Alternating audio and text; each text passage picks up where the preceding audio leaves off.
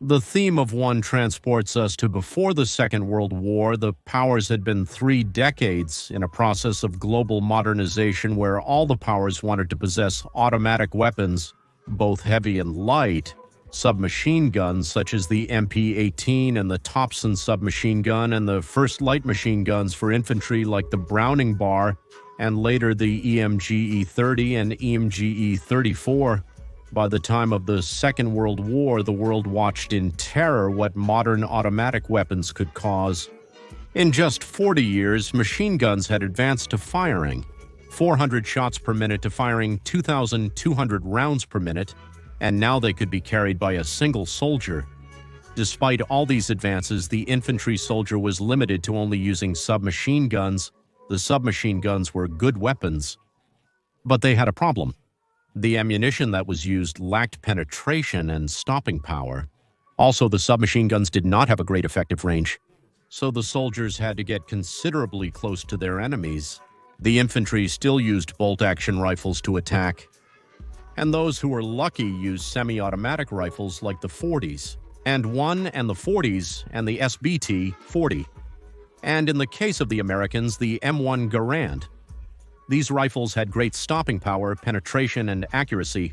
They were good at a distance, but in urban combat or close combat. Very common in the Second World War, the rifles left much to be desired. They were cumbersome, and their low rate and magazine capacity often meant the death of the soldier. So the German engineers, to give an advantage to their army, knew exactly what to do. Make a rifle for the infantry that combined the aim and power of a rifle and the control and lightness that rifles offered. The Germans already had experience with captured Soviet ABT-40 rifles, automatic versions of the SBT-40.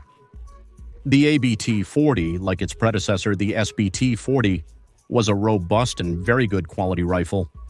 However, when fired in automatic mode after 200 rounds, it would completely fall apart. In addition, the ABT was very difficult to fire in the automatic mode, which gave the Germans a good clue of what to do. The new rifle was to have an intermediate cartridge between those of the submachine gun and the rifle, consistent with its intention to combine both types of weapons. Unknowingly, this quality is what would make the new rifle so effective. In addition, the German engineers took into account the fact that most of the war's combat took place between 20 and 200 meters, so they could afford to reduce the effective range in order to make the weapon much shorter. After months of development, they finally created the fantastic and iconic STG-44. Its design had a curved 30-round magazine, something very innovative. It had a fire selector to shoot in semi-automatic and automatic mode. It had an effective range of 300 meters in automatic mode and 600 meters in semi-automatic mode.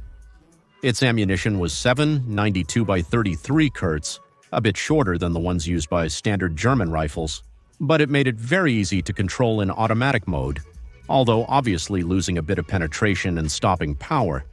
It was powered by a novel gas system that would be copied by its predecessors, and it was also very easy to carry one of these weapons as it was short and not so heavy.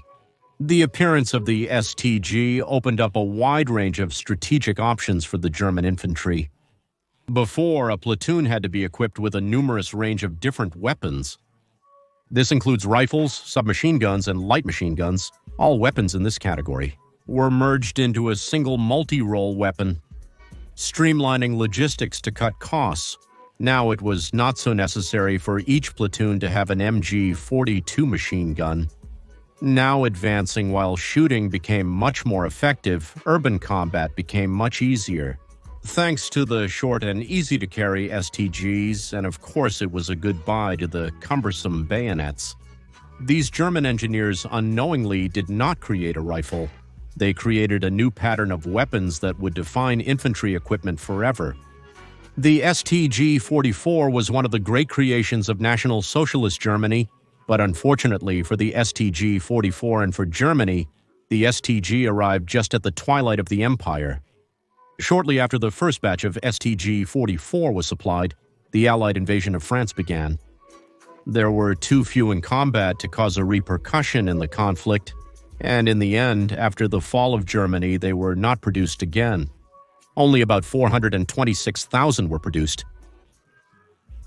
After the fall of Germany, the world's armies saw the effectiveness that this new weapon system could bring to the infantry and began to develop the newly named assault rifles, of course based on the STG 44.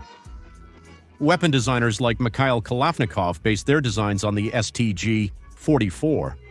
The action of the AK-47, considered the best rifle in history, was largely inspired by the STG 44. Eugene Stoner partially copied the design of the STG 44 for his AR-10 and AR-15 rifle. The FN Gestalt copied the design of the STG to make their famous FN Fusil Automatique Léger. And today it is considered a standard that the infantry weapon should be an assault rifle, and the best armies in the world use rifles that derive from the STG 44. There is no doubt that the STG 44 was the beginning of a whole armament revolution, and that literally, as it says in the title, it changed everything. Thank you.